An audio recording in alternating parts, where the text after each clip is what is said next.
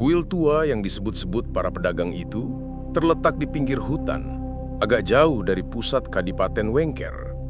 Bangunannya terbuat dari batu andesit yang sudah lapuk dimakan usia, diselimuti lumut dan akar-akar pohon beringin yang menjalar. Aura mistis menyelimuti tempat itu, membuatnya tampak angker dan jarang dikunjungi penduduk biasa. Namun, bagi Arya Senja, tempat itu adalah kunci untuk mengungkap tabir konspirasi. Arya Senja menghabiskan beberapa malam mengamati kuil itu dari kejauhan. Ia mempelajari pola kedatangan dan kepergian orang-orang, mengidentifikasi wajah-wajah yang sering muncul, dan mencari tahu celah keamanan. Ia menemukan bahwa pertemuan rahasia biasanya diadakan pada malam hari, saat bulan purnama atau menjelang gelap, dan para peserta datang dengan kereta tertutup atau menunggang kuda, dikawal oleh beberapa pengawal bersenjata. Suatu malam, saat pertemuan sedang berlangsung, Arya Senja memutuskan untuk menyusup lebih dekat. Ia bergerak senyap di antara semak belukar, mendekati dinding kuil.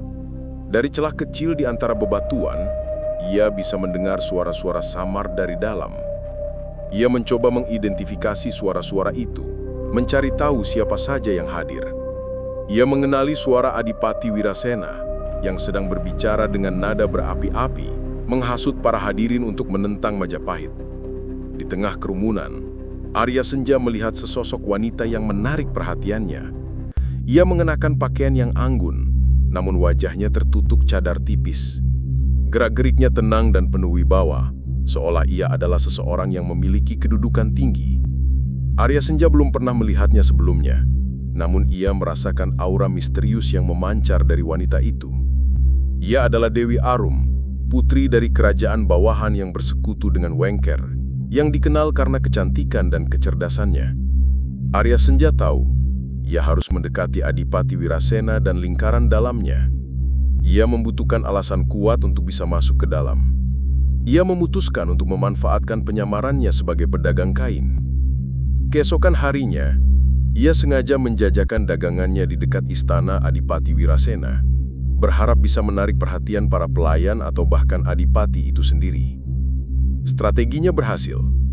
Beberapa hari kemudian, seorang pelayan istana datang menemuinya, tertarik dengan motif batik yang ia tawarkan. Arya Senja dengan cerdik memanfaatkan kesempatan ini untuk menanyakan tentang Adipati Wirasena dan kegiatan-kegiatan di istana.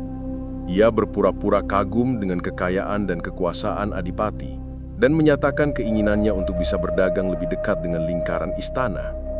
Pelayan itu, yang tampaknya mudah terpengaruh oleh pujian, menceritakan banyak hal tentang Adipati Wirasena, termasuk ambisinya untuk menjadi penguasa tunggal di wilayah timur. Ia juga menyebutkan tentang pertemuan-pertemuan rahasia yang sering diadakan di kuil tua, namun ia tidak tahu persis apa yang dibicarakan di sana. Arya Senja mendengarkan dengan seksama, mencatat setiap detil kecil yang bisa ia gunakan. Tidak lama kemudian, Arya Senja mendapatkan undangan untuk menjajakan dagangannya di dalam istana. Ini adalah kesempatan emas.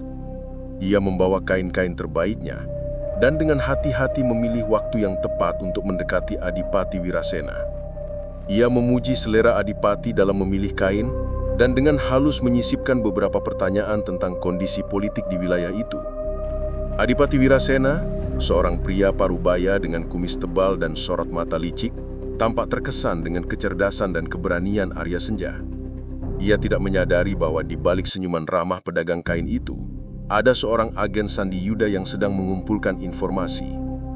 Wirasena bahkan mengundang Arya Senja untuk makan malam bersamanya, sebuah kehormatan yang jarang diberikan kepada pedagang biasa.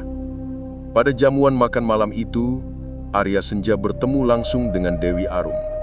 Ia tidak lagi mengenakan cadar, dan kecantikannya memang memukau.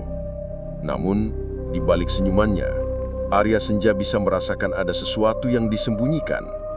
Dewi Arum tampak cerdas dan berwawasan luas, seringkali menyela pembicaraan Adipati Wirasena dengan komentar-komentar tajam. Arya Senja mencoba membaca ekspresi wajahnya, mencari tahu apakah ia adalah sekutu atau musuh. Percakapan mereka berputar pada topik politik, ekonomi, dan masa depan Majapahit. Arya Senja dengan hati-hati menyuarakan keraguan tentang Sumpah Palapa.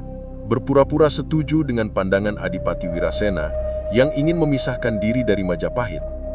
Ia mengamati reaksi Adipati dan Dewi Arum, mencari tahu seberapa jauh mereka akan membuka diri. Adipati Wirasena yang merasa menemukan sekutu baru, mulai berbicara lebih terbuka tentang rencananya untuk membentuk aliansi baru yang akan menentang Majapahit. Ia bahkan mengisyaratkan adanya dukungan dari kekuatan asing. Arya Senja tahu ia semakin dekat dengan kebenaran. Namun ia juga tahu bahwa ia sedang berjalan di atas tali tipis. Satu kesalahan kecil bisa membongkar penyamarannya dan nyawanya akan menjadi taruhannya. Ia harus terus memakai maskernya dan tersenyum palsu sampai semua rahasia terungkap. Next episode. Apakah langkah Arya Senja berikutnya? Dan bagaimana peran Dewi Arum yang memiliki kecerdasan sekaligus kecantikan ningrat Jawa ini? Dalam kelanjutan cerita ini, ikuti episode berikutnya dan jangan lupa subscribe supaya Anda mendapatkan notifikasi episode berikutnya.